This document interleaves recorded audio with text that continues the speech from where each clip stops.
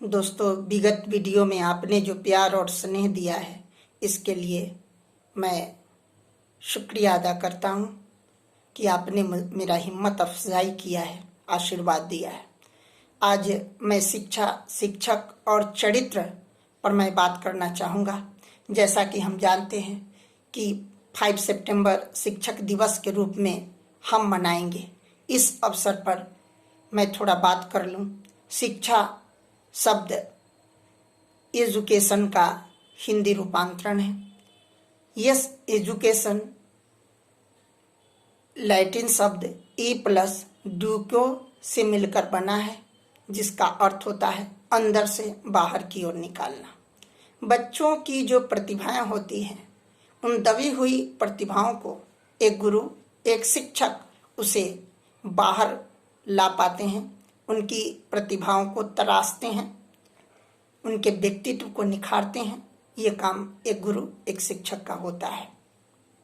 शिक्षा के संदर्भ में भी हमारे भारतीय दार्शनिक स्वामी विवेकानंद ने कहा, हमें उस शिक्षा की आवश्यकता है जिसके द्वारा चरित्र का निर्माण होता है, मस्तिष्क की शक्ति बढ़ती है, बुद्धि का विकास होता है और मनुष्य अपने पैरों के बल पर खड़ा हो सकता है। ये स्वावलंबन, आत्मनिर्भर बनने की बात यह शिक्षा बताती है। दूसरा, अगर महात्मा गांधी की बात करें तो महात्मा गांधी ने कहा कि बालक और मनुष्य के शरीर और मस्तिष्क और आत्मा में पाए जाने वाला सर्वोत्तम गुण का चतुर्मुखी विकास ही शिक्षा है।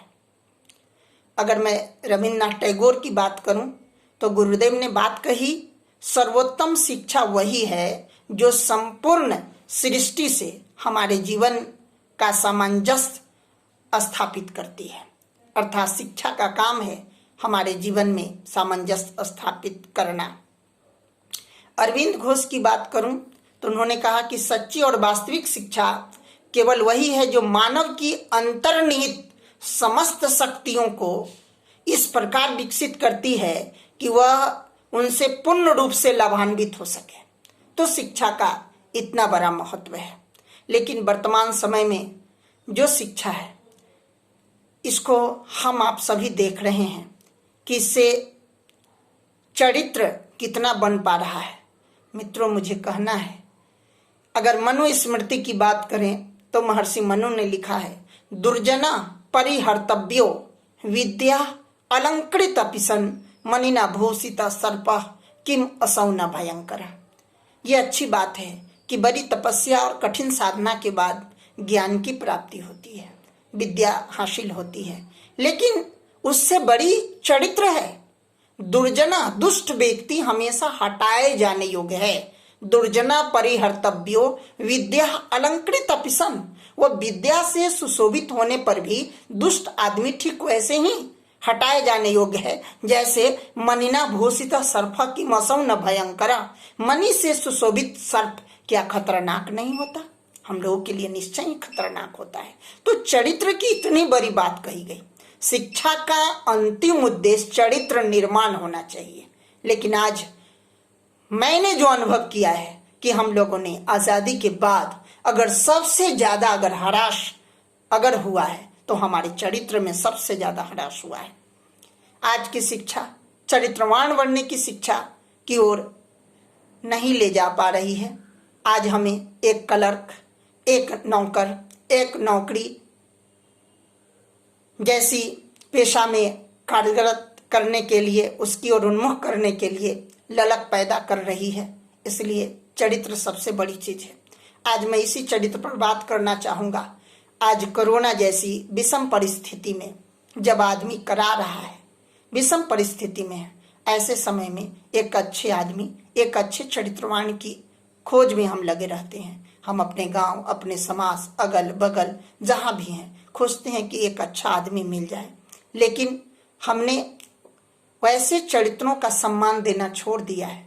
जब हमारे गांव समाज में अगर कोई चरित्रवान व्यक्ति होता है तो उसे हम अव्वल दर्जे का बेवकूफ कहने से भी नहीं हिचकते हैं, क्योंकि आज हमारा समाज चतुर और चालाक उसे कहता है जो इन किन प्रकारेण परधन हरणाय की नीतियों और रीतियों पर चलता है और सभी लोग उसे होशियार और बुद्धिमान उसी को ही मान लेते हैं। इसलिए चरित्र में सबसे बड़ा ह्रास हुआ है। जहाँ तक शिक्षक की बात है तो मैं उन शिक्षकों की बात करता हूँ। आप देख रहे हैं इस विषम परिस्थितियों में जो प्राइवेट शिक्षक हैं उनके साथ क्या हो रहा है। आज 5 महीनों से बड़े बड़े संस्थान कहने के लिए अपने आप को शिक्षाविद भी कहते हैं, शिक्षा में अपने आप को समर्पित बताते हैं, लेकिन उन शिक्षकों की स्थिति को समझिए क्या हो गया है।